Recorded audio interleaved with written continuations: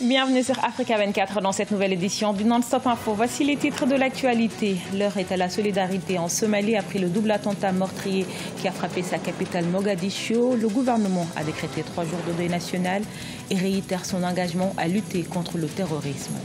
Leader incontesté de la bauxite en Afrique, la Guinée souhaite accroître ses revenus grâce aux minerais. Pour y parvenir, les autorités misent sur le développement des infrastructures et la transformation locale. Et le Camerounais Clovis Kamzong Abesolo a remporté le Grand Prix Chantal Biya ce 15 octobre à Yaoundé. Une nouvelle victoire pour ce cycliste de 26 ans, vainqueur en 2015 du Tour du Cameroun.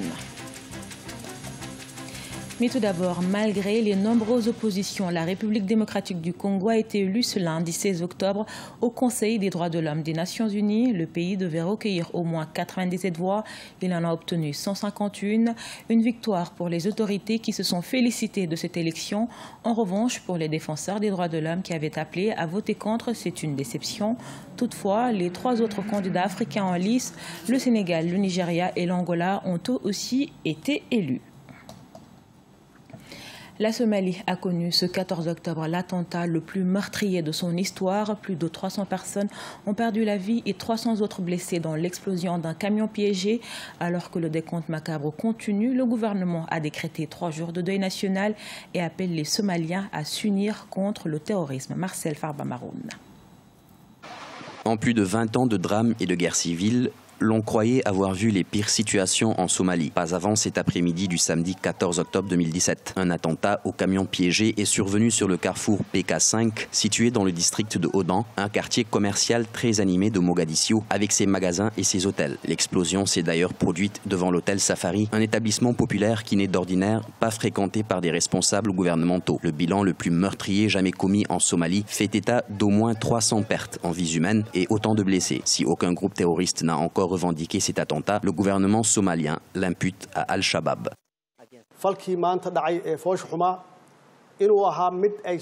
Il s'agissait d'un incident tragique et c'est un signe que Al-Shabaab continue de cibler des civils innocents. Le peuple somalien a besoin de connaître plus que jamais les plans diaboliques du groupe. Aujourd'hui, il a encore une fois attaqué des civils dans une zone peuplée.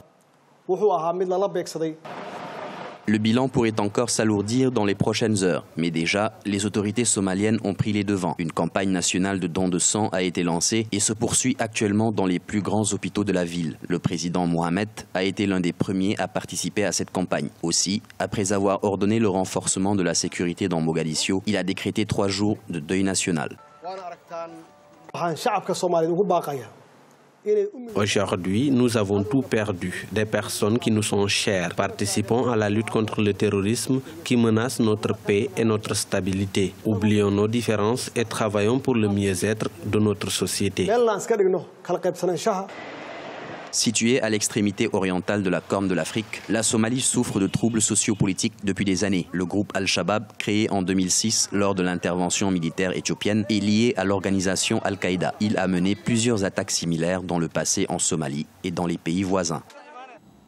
Avec environ 2 tiers des réserves mondiales du minerai, la Guinée est le leader incontesté de la bauxite en Afrique. En 2015, le pays est passé du 6e au 4e rang au monde et il pourrait désormais envisager une entrée dans le top 3 en ravisant au Brésil son rang de 3e producteur mondial. Précision dans ce reportage de notre correspondant Emmanuel Milemono.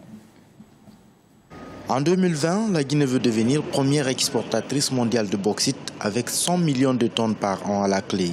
Ses atouts sont notamment dans la quantité, mais surtout la qualité de ses ressources minières dont la bauxite reste la plus prisée. Mais pour mieux rentabiliser le secteur minier, le pays compte se doter d'infrastructures qui lui permettront de mieux tirer profit de ses mines, qui font près de 30% des recettes d'exportation. La compagnie de bauxite de Guinée, CBG, GAG Global Aluminium Corporation et Cobalt, la compagnie de bauxite de Djandja.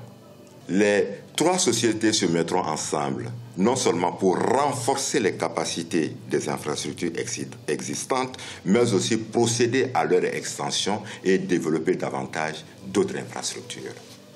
Les investissements entendus seront de l'ordre de plus de 3 milliards de dollars. Ces dernières années ont connu un réel engouement au sein du secteur minier guinéen et fait de lui le premier contributeur au budget de l'État avec 2000 milliards de francs guinéens en 2016. Les investissements ont été multipliés avec plus de 300 sociétés minières en activité et ont accru légèrement les recettes, mais beaucoup reste encore à faire. Si ces investissements ont permis de créer de nouveaux emplois, la transformation locale permettra d'aller encore plus loin et accroître significativement les revenus. GAC, dans sa convention, prévoit la construction d'une raffinerie.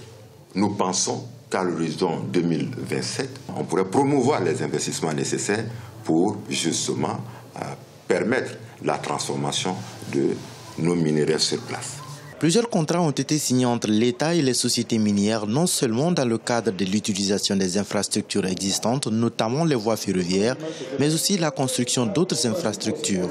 La Guinée vient d'entamer dans ce sens la construction d'un laboratoire international d'analyse de ces ressources minières afin de mieux en évaluer le potentiel. Faire de Lagos la frontière technologique de l'Afrique, c'est le souhait des autorités de l'ancienne capitale du Nigeria.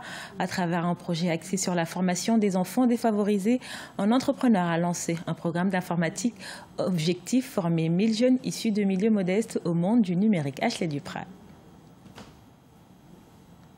En 2015, Olumide Ajayi, entrepreneur en informatique, a lancé le projet Tech for the Street. Un projet ayant pour but d'aider les enfants défavorisés à acquérir des compétences informatiques avancées. Les cours sont donnés gratuitement pendant les vacances scolaires et permettent à ces jeunes de s'ouvrir aux multiples capacités qu'offre l'outil informatique. Ça m'aide à en savoir plus sur l'informatique. Ça peut m'aider à taper rapidement, ça peut m'aider à faire plus de choses sur l'ordinateur et ça peut m'aider à savoir ce qui se passe dans le monde.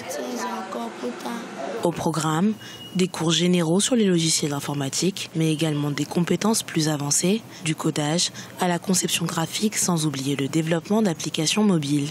Bien que les coûts du programme soient réduits par le recyclage d'anciens ordinateurs, le programme reste confronté à des problèmes de financement.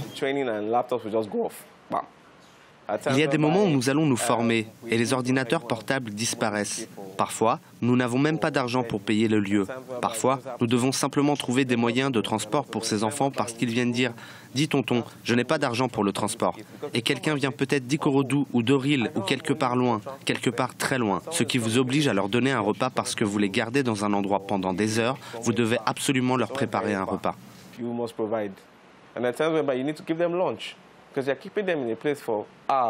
De par son initiative, Olumide Ajayi prévoit de former environ 1000 enfants cette année.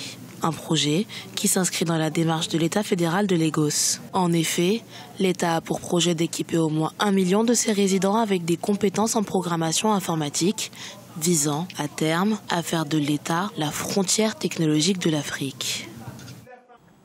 C'est une victoire de plus pour Clovis Kamzong Abesolo après son sacre lors du Tour du Cameroun en 2015. Le cycliste a remporté l'édition 2017 du Grand Prix Chantal Biya, une course en 4 étapes gagnée haut la main pour le coureur de 26 ans. Reportage de notre correspondante Viviane Baoken. L'arrivée du Grand Prix cycliste international Chantal Biya du 15 octobre 2017 au boulevard du 20 mai à Yaoundé au Cameroun a fait résonner l'hymne national du pays. Le coureur camerounais Clovis Kamzong Abesolo a remporté le maillot jaune tant convoité de ce tournoi. Avec une moyenne générale de 39,52 km par heure, le maillot jaune de ce 17e Grand Prix cycliste international Chantal Biya a parcouru les 575,3 km de la compétition en 14 h 33 minutes 7 secondes. Avec cette performance, il succède au coureur français Martial Roman au palmarès de l'épreuve camerounaise. Je pense que j'ai gardé le maillot jaune depuis 3 étapes parce que c'est un maillot, j'ai l'habitude d'aller porter. Je pense que j'étais serein. Je ne m'affolais pas, je connais les attaques qui pourraient aller au bout et j'ai pu gérer les écarts. D'ici au boulevard, j'ai pu conserver le maillot jaune. Derrière ce maillot jaune, ce sont les Slovaques qui se sont démarqués dans toutes les autres catégories de la compétition, avec notamment les prix du meilleur grimpeur, du meilleur jeune et du classement à points. L'équipe a bien fonctionné parce que la deuxième étape déjà, on a presque couru en tête du peloton dès le début jusqu'à la fin. Aussi, la quatrième étape, on a bien contrôlé la course ensemble avec les Camerounais jusqu'à la fin et on a même réussi de gagner encore cette dernière étape aussi. La 17e édition de ce Grand Prix cycliste Chantal Biya qui s'achève a connu la participation d'une 60aine de coureurs venus de 8 pays d'Afrique et d'Europe. Et la Fédération internationale de football a dévoilé son classement mensuel des nations. Du côté du continent, la Tunisie arrive en tête, placée au 28e rang. Le pays est le mieux classé en Afrique, suivi de l'Espagne 30e, le Sénégal 32e, la République démocratique du Congo 35e et le Nigeria 41e. Publiée ce 16 octobre, cette édition 2017 permettra à la FIFA de répartir les 32 pays qualifiés pour la Coupe du Monde 2018 lors du tirage au sort prévu le 1er décembre à Moscou, en Russie. Ce journal a été réalisé par l'ensemble de la rédaction. Nous vous remercions pour votre fidélité. Dans un instant, une nouvelle édition de l'actualité sur Africa 24.